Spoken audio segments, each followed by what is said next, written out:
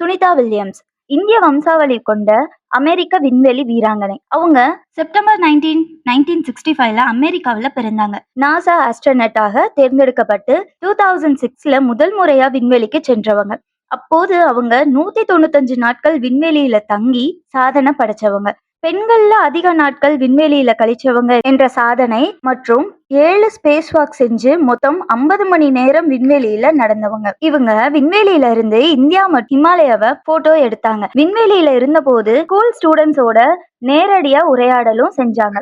அறிவியல் ஆர்வத்தை தூண்டினாங்க. 2012 ISS expedition 33க்கு commander ஆனாங்க. அந்த பதவியை வகித்த இரண்டாவது பெண் என்ற பெருமை அவருக்கு உண்டு. அவரது தந்தை இந்திய வம்சாவளி என்பதால இந்தியர்களுக்கு பெருமையாகவும், அது மட்டும் இல்லாம அவங்க அமெரிக்காவில பிறந்தனால உலகளாவிய மரியாதையும் கிடைச்சிருக்கு. துணிவு, பொறுமை, கனவுகளை அடையும் முயற்சி, இவை எல்லாம் தான் சுனிதா வில்லியம்ஸோட வாழ்க்கையோட சின்னங்கள். அவங்களுடைய பிறந்த நாள் தான் இன்று. மேலும் நிறைய ஃபேக்ட்ஸ் தெரிஞ்சுக்க பர்னி மீடியாவை சப்ஸ்கிரைப் பண்ணுங்க. இந்த வீடியோ பிடிச்சிருந்தா லைக் பண்ணுங்க, ஷேர் பண்ணுங்க. தேங்க்யூ.